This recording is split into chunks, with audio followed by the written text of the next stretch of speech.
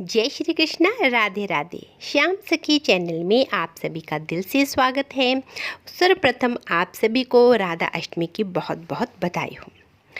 राधा अष्टमी का जन्मोत्सव आप सभी ने खूब आनंदपूर्वक मनाया होगा। मैंने भी राधा रानी के साथ उनका जन्मोत्सव मनाया। मैंने अपने लड्डू गोपाल को ही राधा रानी का स्वरूप बनाया, क्योंकि मेरे लिए दोनों ही एक ही रूप हैं। चलिए वीडियो को शुरू करते हैं, लेकिन उससे पहले यदि आप नए हैं तो प्लीज़ मेरे चैनल को सब्सक्राइब करें। वीडियो में ज़्यादा से ज़्यादा लाइक एंड शेयर दें। चलिए वीडियो को शुरू करते हैं। सबसे पहले राधा रानी का एक जयकारा लगाते हैं। बोलिए श्री राधा रानी की जय, बरसाने वाली की जय। राधे कृष्ण। आपने देखा और सुना ही होगा कि अक्सर लोग कृष्ण राधा की बजाय राधे कृष्ण का नाम लेते हैं, यानी कृष्ण से पहले राधा का नाम लिया जाता है।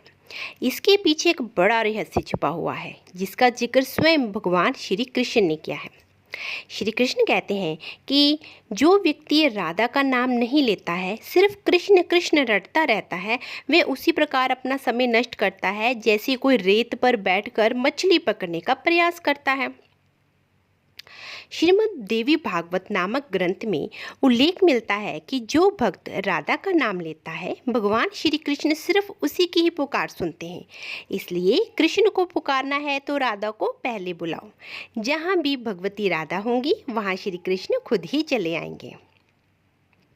पुराणों के अनुसार भगवान श्री कृष्ण स्वयं कहते हैं कि राधा उनकी आत्मा है, वे राधा में और राधा उनमें बसती है। कृष्ण को पसंद है कि लोग भले ही उनका नाम नहीं ले, लेकिन राधा का नाम जपते रहें। इस नाम को सुनकर भगवान श्री कृष्ण अति प्रसन्न हो जाते हैं। इसका उल्लेख श्री कृष्ण जी ने नारद जी से किया था।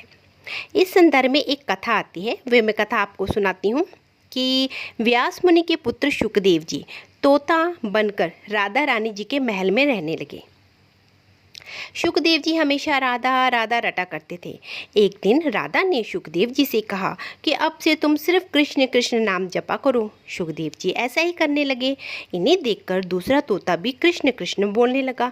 राधा की सखी सहेलियों पर भी कृष्ण जी का नाम का असर होने लगा। पूरा नगर कृष्णमय हो गया। कोई राधा का नाम नहीं लेता था। एक दिन कृष्ण उदास भाव से राधा रानी से मिलने जा रहे थे, तो रास्ते में उन्हें नारद जी मिले और श्री कृष्ण जी के उदास चेहरे को देखकर पूछा कि प्रभु आप उदास क्यों हैं। तो श्री कृष्ण कहने लगे कि राधा ने सभी को कृष्ण नाम रटना सिखा दिया है, कोई राधा ही नहीं कहता, जबकि मुझे राधा नाम सुनकर प्रसन्नता होती है। जब राधा रानी ने ये बात सुनी तो उनकी आंखें भर आई। देवी राधा ने शुकदेव जी से कहा कि अब से आप राधा राधा ही जपा कीजिए। उस समय से ही राधा का नाम पहले आता है, फिर कृष्ण आता है। राधा कृष्ण की तरह सीता का नाम भी राम से पहले ही लिया जाता है। असल में राम और कृष्ण दोनों ही एक हैं और राधा एवं सीता भी एक है, इसलिए हमेशा नित्य और शाश्वत है ये।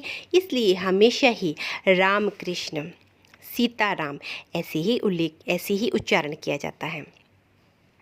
इसीलिए सदैव राधे कृष्ण बोलिए, इससे राधा रानी भी प्रसन्न हो जाती है और हमारे ठाकुर जी भी प्रसन्न हो जाते हैं।